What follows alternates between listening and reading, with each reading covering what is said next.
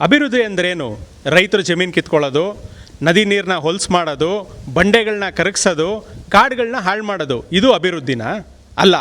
ಹಿಂದೆ ನಾಲ್ವಡಿ ಕೃಷ್ಣರಾಜ ಪ್ರಭುಗಳಿದ್ರು, ಅವರು ಅಭಿವೃದ್ಧಿ ಮಾಡಿದ್ದು. ಇಡೀ ಏಷ್ಯಾದಲ್ಲೇ ಪ್ರಪ್ರಥಮವಾಗಿ ವಿದ್ಯುತ್ ಕಂಡಿದ್ದು ನಮ್ಮ ನಾಡು. ಇವತ್ತು ಮನೆಯಲ್ಲಿ ನೀವು ಒಂದು ಸ್ವಿಚ್ ಒತ್ತಿದ್ರೆ ಕರೆಂಟ್ ಬರ್ತದೆ. ಇವತ್ತು KRS ಅಣೆಕಟ್ಟನ್ನ ಕಟ್ಟಿದ್ರು. ಯಾವುದರಿಂದ? ತಮ್ಮ ಸ್ವಂತ ಅರಮನೆ ಚಿನ್ನವನ್ನು ತಗೊಂಡೋಗಿ ಬಾಂಬೆ ಮಾರ್ಕೆಟಲ್ಲಿ ಅಡ ಇಟ್ಬಿಟ್ಟು KRS ಕಟ್ಟಿದ್ರು. ಯಾರಿಗೆ? ನಮಗೋಸ್ಕರ.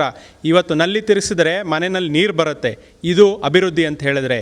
ಇವತ್ತು ಅಭಿವೃದ್ಧಿ ಹರಿಕಾರ ಅಂತ ಹೇಳಿದ್ರೆ ನಾಲ್ವಡಿ ಪ್ರಭುಗಳು 48 ಇತಿಹಾಸದಲ್ಲಿ ದಾಖಲಾಗಿರ್ತಕ್ಕಂಥ ಕಾರ್ಖಾನೆಗಳನ್ನ, ಸಂಶೋಧನೆ ಕೇಂದ್ರಗಳನ್ನ, ಆಸ್ಪತ್ರೆಗಳನ್ನ ಯಾವುದು ಮಾಡಿಲ್ಲ ಆ ಮನುಷ್ಯ, ಅದು ಅಭಿವೃದ್ಧಿ. ಆದರೆ ಇವತ್ತು ಇದ್ದಾರೆ ನಮ್ಮ ಸ್ವಾರ್ಥ ರಾಜಕಾರಣಿಗಳು. ಇವರು ಅಭಿವೃದ್ಧಿ ಮಾಡೋದಕ್ಕೆ ರೈತರ ಜಮೀನುಗಳೇ ಬೇಕು. ಸಾರ್ವಜನಿಕರ ನೀರು, ನದಿ, ಕೆರೆ, ಕುಂಟೆ ಎಲ್ಲವನ್ನು ಕೂಡ ನುಂಗ್ತಾ ಇದ್ದಾರೆ. ಇದು ಅಭಿವೃದ್ಧಿನ? ಯೋಚನೆ ಮಾಡಿ.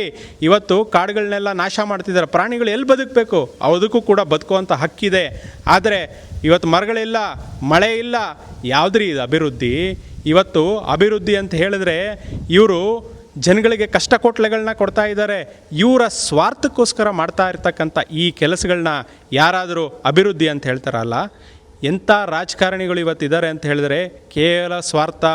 ಅವ್ರಿಗೆ, ಅವ್ರ ಕುಟುಂಬದವ್ರಿಗೆ ಅನುಕೂಲ ಆಗೋದಕ್ಕೆ ಮಾತ್ರ ಅಭಿವೃದ್ಧಿ ಮಾಡ್ತಾ ಇದ್ದಾರೆ. ಇದು ಅಭಿವೃದ್ಧಿ ಅಲ್ಲ.